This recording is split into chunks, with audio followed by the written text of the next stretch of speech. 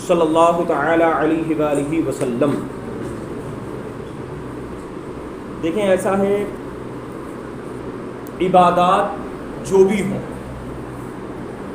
ساری عبادتوں میں تین چیزیں ضرور پائی جاتی ہیں: فرائض، واجبات، سنتیں اور مستحبات۔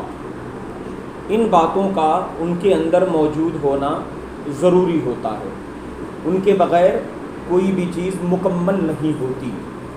اب ہم یہاں ذکر کرنے لگے ہیں طہارت کا بیان، پاکی کا بیان، اور یہ جان لیں کہ عبادات کے لیے طہارت سب سے پہلے شرط ہے، اور ان طہارتوں میں سب سے پہلے ضروری ہے کہ ہم وضو کیسے کریں۔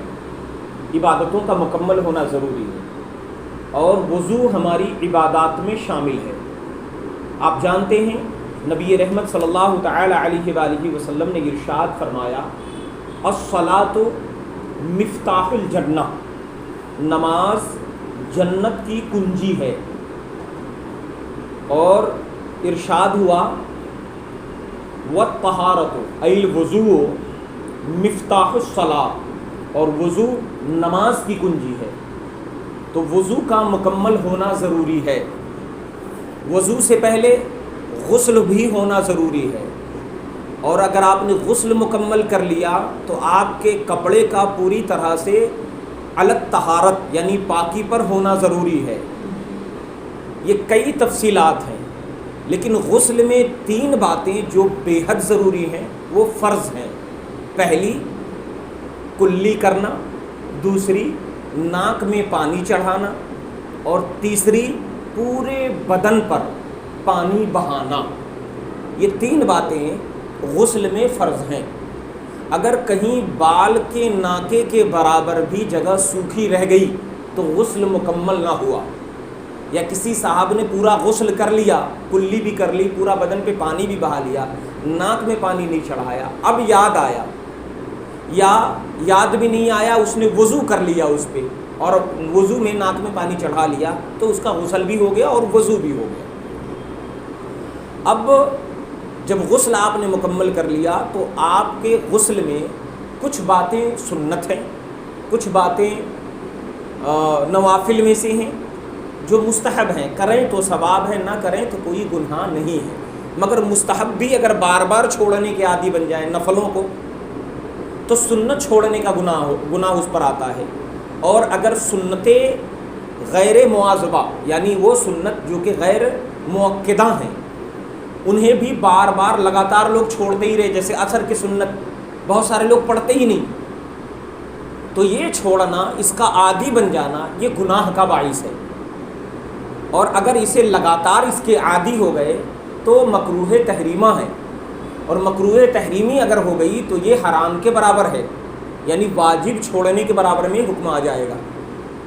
اور سنت مؤکدہ چھوڑنا تو بالکل واجبات کے برابر میں سے، تو یہ گناہ کا باعث ہے۔ بہر صورت غسل ہو گیا تو اب کپڑے کا پاک ہونا ضروری ہے۔ کپڑے میں نجاست لگتی ہے، بہت سارے لوگ اسی نجاست کے ساتھ غسل کر لیتے ہیں۔ کپڑے میں نجاست لگی پڑی ہے اور اسی پہ پانی بہائے جا رہے ہیں، تو یہ جان لیں کہ نجاست جہاں لگی ہے وہ تو جہاں سے دھلے گی، مان لو کہ کمر پہ ہے تو اب دھلیں گے تو وہ تو پھیل کے پورے پیروں تک پھیلے گی نا۔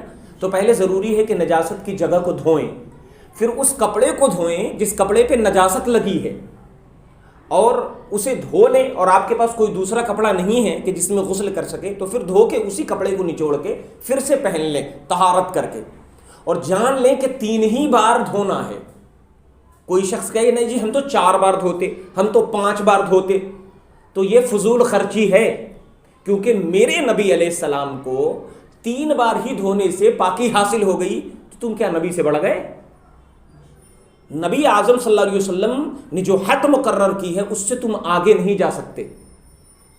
تو اس سے آگے بڑھنے کا مطلب ہے کہ تم گویا آقا علیہ السلام کے عمل پر تمہیں یقین نہیں، بھروسہ نہیں، تو اس لیے وہ شخص گناہ گار مانا جاتا ہے، فضول خرچی میں وہ شامل ہوتا ہے۔ لیکن اگر کوئی یہ کہے کہ نبی علیہ السلام کو تسلی ہو گئی ہمیں نہیں ہوتی، تو وہ شخص کافر ہو جائے گا۔ دیکھیں کتنی معمولی سی بات ہے، مگر اتنی سی معمولی بات پہ وہ کافر ہو سکتا ہے۔ کیونکہ میرے نبی علیہ السلام کو جیسے مان لیجیے کہ ایک شخص کے پاس آپ گئے، آپ نے کہا جی ہمیں تو لوکی شریف بہت پسند ہے، میں بہت توجہ سے کھاتا ہوں کیونکہ ہمارے آقا نے اسے پسند کیا. تو کوئی اگر یوں کہہ دے معاذ اللہ کہ آقا علیہ السلام نے کھایا تو کیا ہوا، مجھے پسند نہیں، تو وہ شخص کافر ہو جائے گا، کیونکہ اس نے نسبت جوڑ دی، نبی نے کھایا ہمیں پسند نہیں. صرف ناپسند کہنے کی وجہ سے وہ کافر ہو سکتا ہے. بات دوسری طرف چلی گئی. عرض یہ کر رہا تھا کہ ہمارا کپڑا پاک ہونا چاہیے، اور کپڑے کو پاک کرنے کا طریقہ یہ ہے کہ آپ اسے 3 بار دھلیں گے. ہر بار دھلنے کے بعد نچوڑنا ہے جتنی آپ کے اندر طاقت موجود ہے. پھر دوسری بار دھوئیں، پھر اتنی طاقت سے نچوڑیں، پھر تیسری بار دھوئیں، اتنی طاقت سے نچوڑیں، کپڑا پاک ہو جائے گا. 3 بار دھونے سے اسلام میں کپڑا پاک ہو جاتا ہے. الغرض یہ کہ نبی رحمت صلی اللہ تعالیٰ علیہ وآلہ وسلم نے جو طریقہ بتایا اس طریقے پہ آپ کپڑا پاک پہن لیے. آپ نے اب وضو کیا. وضو میں 4 باتیں فرض ہیں. ان چاروں میں سے کوئی ایک بھی چھوٹ گئی، رہ گئی، تو آپ کا وضو نامکمل ہوگا. پہلا، چہرے کا دھونا، بال اگنے کی جگہ سے لے کے تھوری کے نیچے تک، اور ایک کان کی لو سے دوسری کان کے لو تک، یہ پورے حصے کا دھلنا ضروری ہے. بال کے نوک کے برابر بھی اگر سوکھا رہ گیا تو وضو نامکمل ہوگا، اور جب وضو نامکمل تو نماز بھی نامکمل. جب وضو مردود ہے تو نماز بھی مردود ہو جائے گی، فاسد ہو جائے گی. ایسے ہی دوسری جو فرض ہے وہ یہ کہ آپ کو دونوں ہاتھ دھونا ہے کوہنیوں سمیت. یہ جو ہماری کوہنیاں ہیں، ابری ہوئی ہڈی، یہاں تک نہیں، اس کے سمیت. امام شافعی کے نزدیک ہے تک، لیکن ہم لوگ حنفی ہیں، ہمارے یہاں ہے سمیت، اس کو شامل کرنا ہے. کیونکہ اگر آپ نے یہاں تک دھویا اور یہ ہڈی، ابری ہوئی ہڈی کا ذرا سا حصہ بھی سوکھا رہ گیا تو وضو نہیں ہوگا. تو اس کو شامل کر کے دھونا ہے. اور جہاں تک دھوئیں گے وہاں تک کہ وضو میں آپ کا قبر میں اس وضو کی برکت سے آپ کا جسم قبر میں روشنی کرے گا. اس وضو کی برکت سے اتنی فضیلت ہے. حضرت سیدہ فاطمہ زہرا خاتون جنت فرماتی کہ میں تو یہاں تک دھوتی ہوں تاکہ میرے جسم سے یہاں تک کہ روشنی پھوٹے قبر کے اندر. الغرض یہ کہ یہاں تک دھونا یہ فرض ہے، اور اسی کو 3 بار دھوئیں تو سنت ہے. چہرے کو 1 بار دھونا فرض ہے اور 3 بار دھونا سنت ہے. ایسے ہی 1 بار آپ کو سر کا مسح کرنا ہے، لیکن امام شافعی کہتے ہیں کہ نہیں 3 بار کرا جائے تو سنت بھی ادا ہو جائے. لیکن 3 بار کریں گے تو دھونے کے حکم میں آ جائے گا، مسح کہاں رہ جائے گا. مسح صرف 1 بار ہے. قرآن میں آیا یا ایھا الذین آمنوا اذا قمتم الی الصلاۃ فاغسلوا وجوہکم، اے ایمان والو جب نماز کا ارادہ کرو تو اپنے چہروں کو دھلو. وایدیکم الی المرافق، اور اپنے دونوں ہاتھوں کو کوہنیوں سمیت دھلو. وامسحوا برؤوسکم، اور اپنے پورے سر کا مسح کرو. تو فرض ہے صرف 1/4، یعنی آپ کی جو پیشانی ہے اس پیشانی کے چوڑائی میں آپ نے سر پہ ہاتھ کر لیا، فرض ادا ہو گیا. مگر سنت یہ ہے کہ پورے سر کا مسح کیا جائے، کیونکہ با جو ہے وامسحوا برؤوسکم میں جو با ہے وہ استیعاب بتاتی ہے، یعنی پورے سر کو گھیرنا ہے. تو یہ سنت ہے. اور 1/4 کا مسح کرنا یہ فرض ہے. اور چوتھی فرض کیا ہے؟ وارجلکم الی الکعبین، اور اپنے دونوں پاؤں کو ٹخنوں سمیت دھلو. گھٹنوں سمیت نہیں، ٹخنوں، یہ دونوں ابری ہوئی جو ہڈیاں ہیں یہ ٹخنے کہلاتے ہیں. اور اس کے دھلتے وقت خاص طور سے دھیان رہے کہ یہاں ہاتھ ضرور پھیر لیا کریں، ورنہ کئی بار ایسا ہوتا ہے دھو لیتے ہیں اور یہاں ایڑی سوکھی رہ جاتی ہے. تو حضرت عمر فاروق رضی اللہ تعالیٰ عنہ نے فرمایا ویل للعقاب، ایڑیوں کے لیے جہنم ہے، یعنی یہ ایڑیاں تمہارے لیے جہنم کا باعث بن سکتی ہے. یہاں گندگی لگی رہ جاتی ہے، کئی بار سوکھا رہ جاتا ہے اور آپ سمجھتے ہیں ہمارا وضو مکمل ہو گیا. یہ 4 باتیں وضو میں فرض ہیں، ان کا جان لیجئے، ان کو ضرور مکمل کیجئے. اور انہی اعضاء کو 3 بار دھونا، جو دھونے والے میں 3 بار دھونا سنت ہے. اور سر کو چوتھائی سر کا یعنی 4 انگل کے برابر مسح کرنا فرض ہے، اور پورے سر کا مسح کرنا سنت ہے. یہ سنت اور فرض آج سیکھ لیے.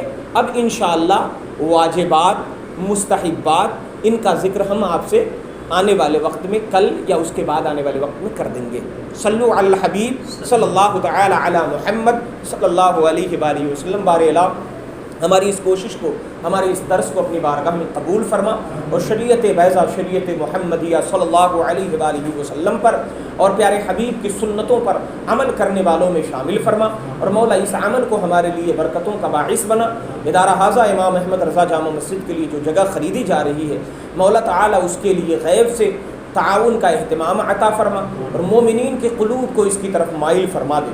وصلی اللہ تعالی علی خیر خلقہ محمد وآلہ وصحبہ اجمعین برحمتک یا ارحم الراحمین بحق لا الہ الا اللہ۔